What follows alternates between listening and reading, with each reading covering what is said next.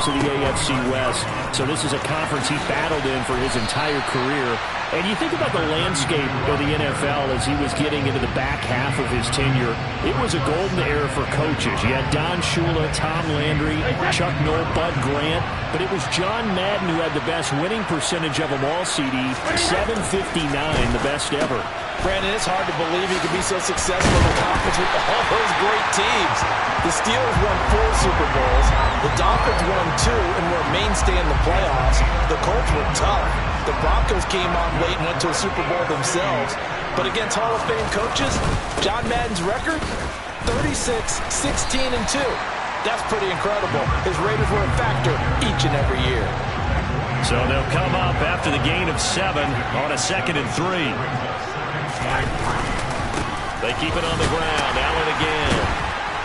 And he'll do a nice job here just to fight his way back to the line of scrimmage. And now it looks like we're going to get a timeout here. We've got a man shaken up. They'll come to the line, needing only 2 yards to gain the first here.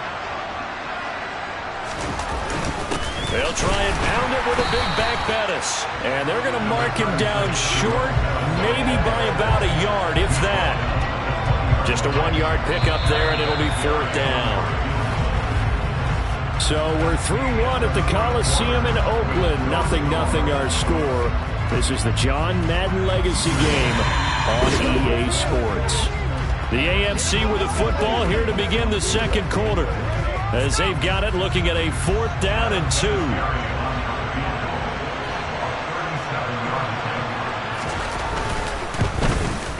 And Vinatieri's kick is good. And the AFC on the board first. It's 3-0. So, Charles, they get to them with their first turnover of the game and then make it hurt a little bit extra with a field goal. And anytime you give the ball up, what's the first thing the coach tells his defense? Don't let them score off of this. You've got to put out the fire. In fact, in 2021, that's what one NFL coach termed his defense. The firemen. Go out there, guys, and don't let them put some points on the board. The NFC offense coming out here, and you know, Charles, Coach Madden always said that if he had one drive to win a game and he had to pick a quarterback, he would pick Kenny Stabler. But I think if you asked him to omit any of his Raiders players, there's a good chance the guy he'd select would be Brett Favre. Brett Favre is always smiling. He's always laughing. He's always talking to someone. He remembers that it's a game. And if it's a game, you should have fun. And, Brandon, that always reminds me of a great movie line where one of the players was telling the coach, every time I say it's a game, you say it's a business. And every time I say it's a business, you say it's a game. With Coach, it was always a game. Now, Charles, you mentioned Coach was a 21st-round draft pick back in 1958. It was the Philadelphia Eagles who selected him. But unfortunately for John, knee problems, they just continued to dog him. He was hurt in his first training camp, actually never saw the field as a player in the NFL. But it was still during his time with the Eagles, you and I were talking about this before going on air, that you could start to see the light bulb going on for what his career path might entail.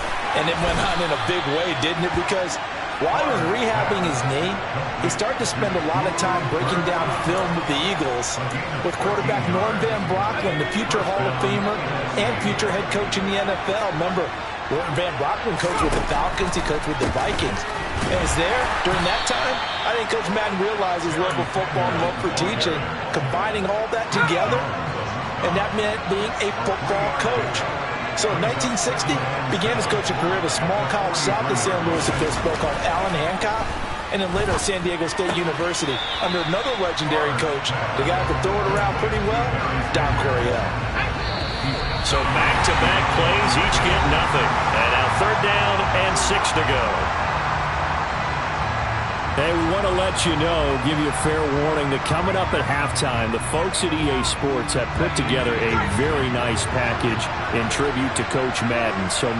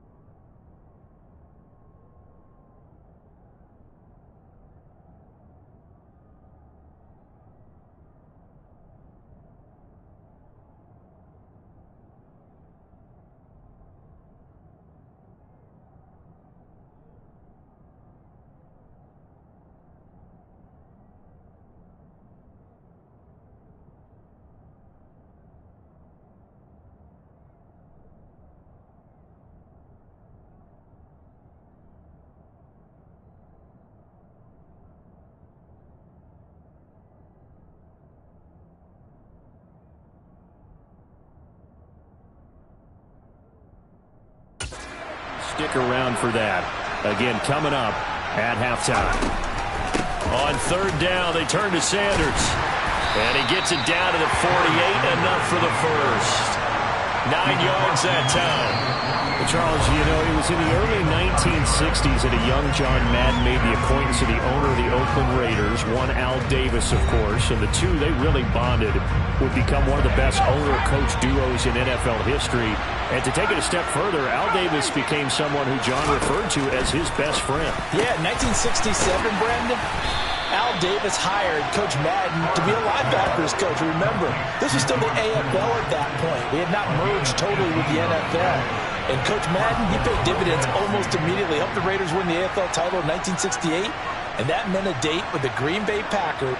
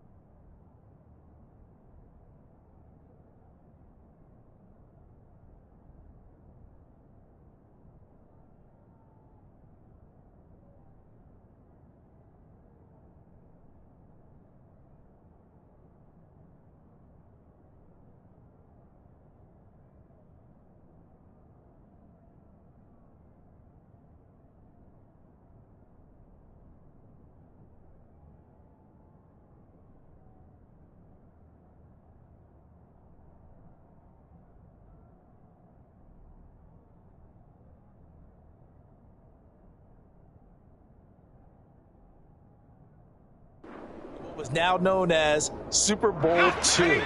But by 1969, at the age of 32, just 32, Brandon, John Madden assumed the mantle of head coach of the Oakland. Oh, that's into double coverage and intercepted. And he will bring this across midfield to the 49-yard line.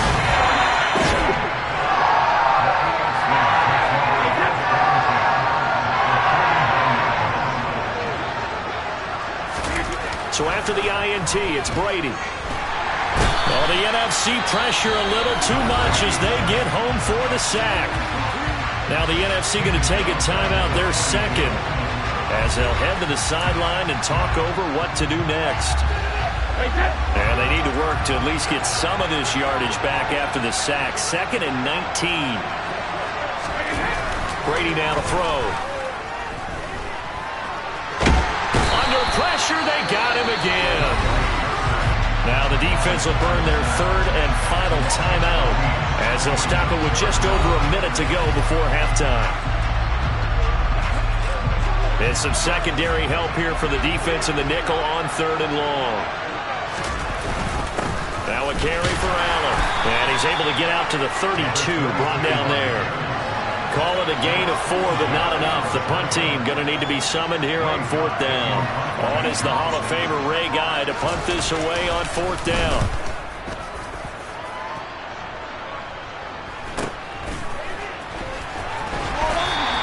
A punt of 46, a return of 5. And control of the football switching hands with very little time remaining until the half. Now the NFC heading back out. Hall of Famer Randy Moss a part of this offense. And Coach Madden, boy, he always appreciated the ferociousness with which number 84 attacked the football in the air. As Randy Moss says, just chunk it up there, dog, and I'll go get it. And, Coach, boy, did he ever go get it. Over 15,000 receiving yards, 156 touchdowns. And how about this? From his rookie year of 1998 until 2009, those were his prime seasons, right? He led the league in touchdowns 5 times, but even more so, he showed us all how to go up and get it. Great body control. No one's ever done it better playing the ball in the air.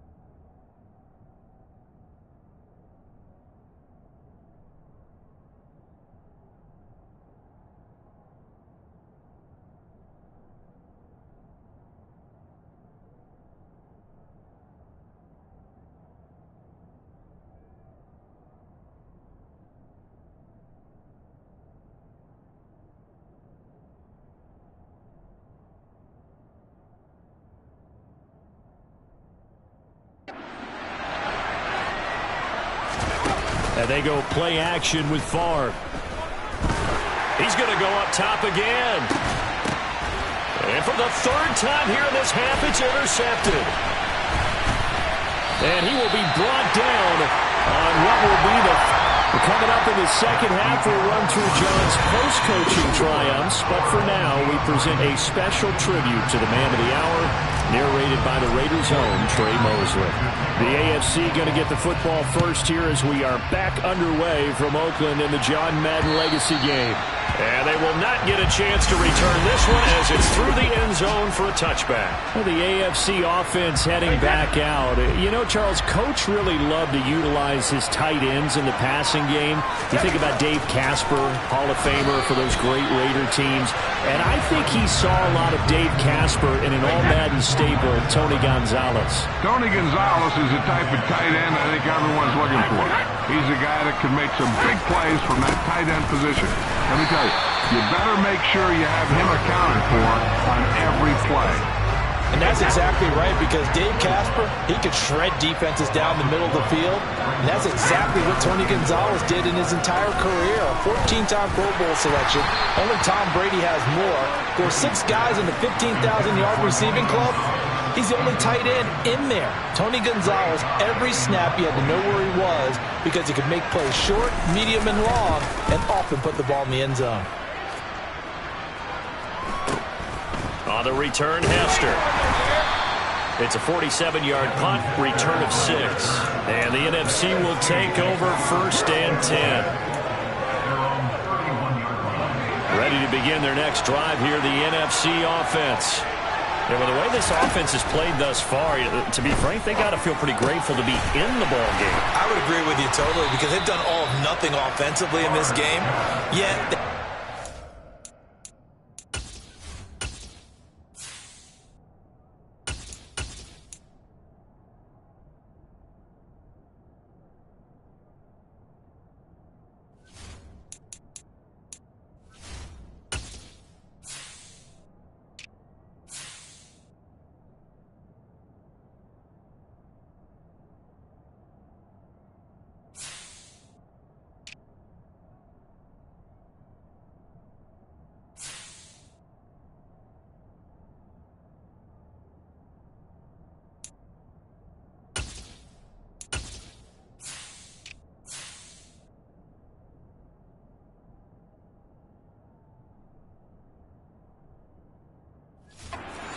in a position on this drive where a touchdown can give them the lead. They need to take advantage of it. And they're still looking for that first touchdown here in the 3rd quarter. All they have so far, the field goal. And now the first throw for the backup quarterback. It's caught by Sanders. And he goes out of bounds. It looks like right at the 50. So now, Charles, to pick up the story we've been telling, John Madden at 42.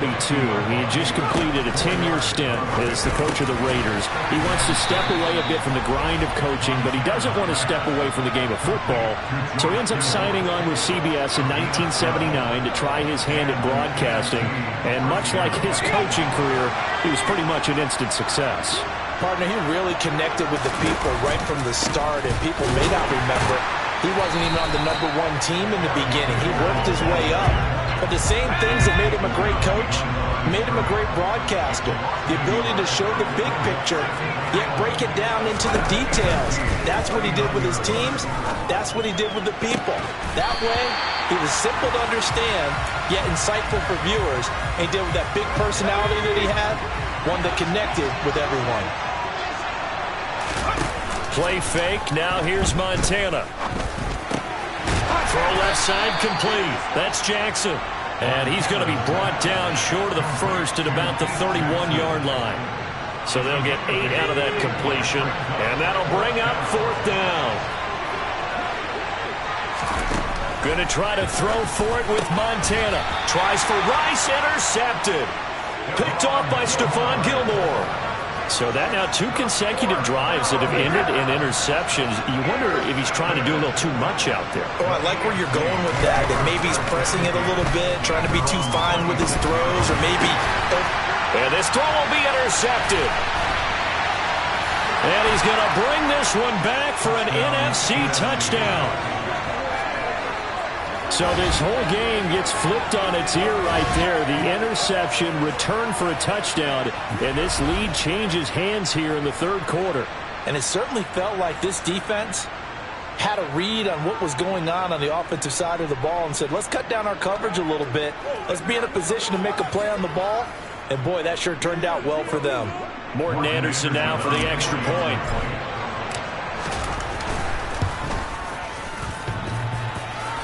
And that is off the left upright. It's no good.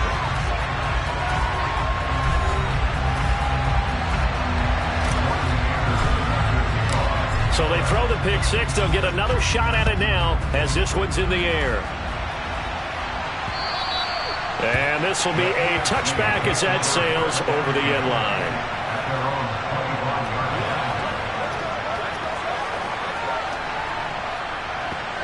The AFC offense set to take their next drive. And, Charles, we've seen almost 3 full quarters now, and neither offense can really get it going. Neither has hit the end zone, and neither side seemingly can make that big play.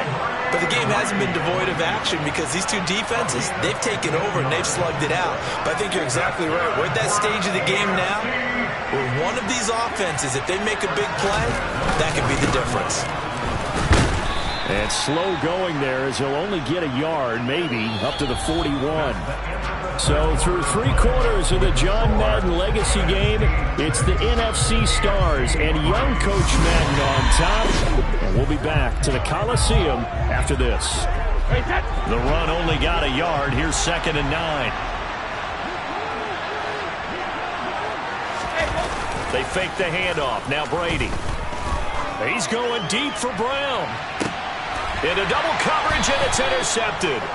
The Hall of Famer Ronnie Lott picks it. And a big turnover there as his guys will get the football back. Scoring has really been at a premium. And, Charles, you got to tip your cap to this defense coming in here. Their offense, too, but this whole team coming in here on the road, getting a hard-fought win. I think the way that they're finishing this one up, an exclamation point on a terrific game. As you noted, hard for them to put points on the board, and they hold them down one more time and finalize things. The offense for the NFC ready to get their next drive started. And he'll be out of bounds right around the 14. So for Coach Madden, Charles, by 1981, his broadcasting career is really taking off. He's elevated to the network's #1 booth that calls all the big matchups. And he gets the plum assignment of calling Super Bowl 16, 49ers and Bengals, and he's teamed up with Pat Summerall. And that pairing ultimately would go on to be one of the most influential in sports broadcasting history. influential not just in us listening to them. Remember, they went on and called 8 Super Bowls together, but how they put together kind of the template that all of us broadcasters follow now. Sitting down with the head coaches and the quarterbacks and the stars of each team before a ball game to get extra information. And the way that those two paired together, Pat Summerall, short, concise, to the point, and turned it over to Coach Madden to fill in all the big details. After the sack on first down, Montana over the middle. That's hauled in by Kupp. As you mentioned, CD, talking about John Madden, the broadcaster, he called 8 Super Bowls with Pat Summerall, 3 more with Al Michaels later in his career. He spent nearly 3 decades in the booth all told. And not only was he beloved for his mannerisms, we know that, but he was an innovator as well. Yeah, Brandon, you're talking about things like the telestrator, which totally became identified with him, and now it's a staple for all analysts to have in the booth. And then you think about things like turducken on Thanksgiving, when you use words like boom and pow. He helped create the old Madden team. He was a very popular commercial pitch man. And even the Madden Cruiser was unique, and you had to be someone to get a ride on it, too. They go back to the ground with Sanders. Now the AFC going to take a timeout. It's their second as they'll head to the sideline and talk over what to do next. So they come up on second down. If they can get another run like we just saw, would likely put an...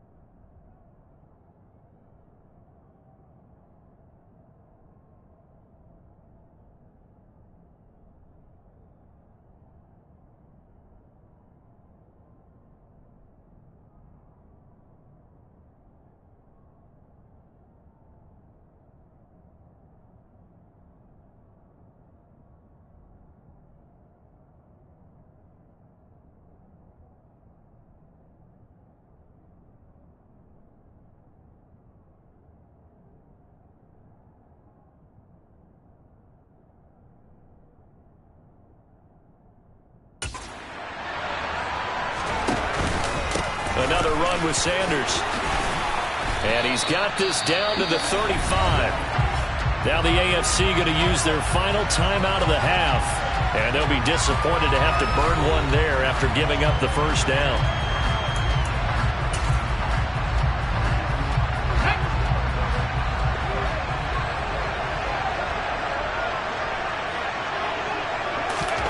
That one looks like he'll throw here. And he can't get a throw off. He's taken down. What a huge play at this point in the game. Javon Curse able to get in there for his second sack of the afternoon. If nothing else, they've already taken a couple minutes off the clock here already as they come up second down. Now this one complete downfield on the left side. And he goes down, but not before getting this inside the 25. Well, this has certainly been special. And Charles, as we wind down toward the end of this John Madden legacy game, your final thoughts?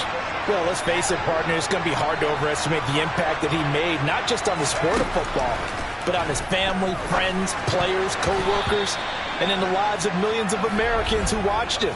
There will never be another John Madden.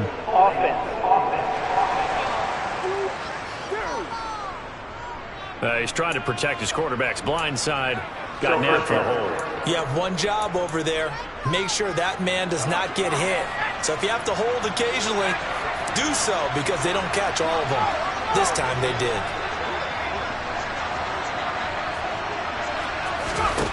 Now Montana. Got a man. It's Randy Moss. And they're going to work this down to about the 32-yard line. Now the NFC going to call the first of their 3 timeouts. That'll leave them with 2 remaining. We'll be back after this. Throwing again on second down, but this time it's incomplete. I see the surprise in your face there, partner. That is a rare incompletion from him. He's been on point this entire game. He has percentage completion-wise way up. Not that time. Now the throw on third down, knocked away and incomplete. That is certainly one way to frustrate a quarterback. Run those extra defenders on the field. Dime package, lots of speed, no space to fit into football. Montana going for it on fourth. Sideline throw, it's complete. And a nice job there of keeping the toes inbounds. The NFC's decision to go for it does not pan out. And as a result, possession switches hands. The offense for the AFC set to go now. They're sort of seeing themselves spiral out of control. Let's see if they can get things back on track. And this is where the coach is walking that line of being. So it's a win here for the NFC. Just an incredible afternoon of football and remembering the life of John Madden. And before we go, one final message. And for all of us at EA Sports, this one's for you, Coach.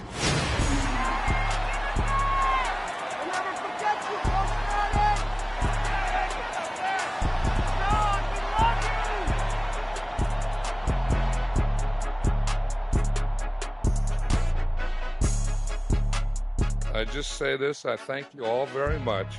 This has been the sweetest ride of them all.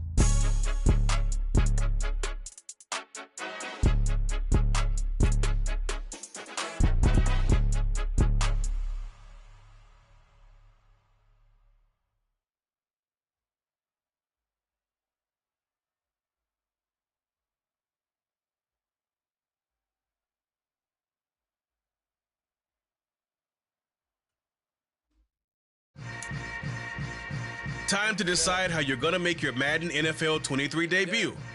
You could put yourself back on the game's biggest stage and raise that Lombardi and Super Bowl, become coach once again, and captain a team of legends and stars to victory in the John Madden Legacy game. Feeling a little rusty on them sticks?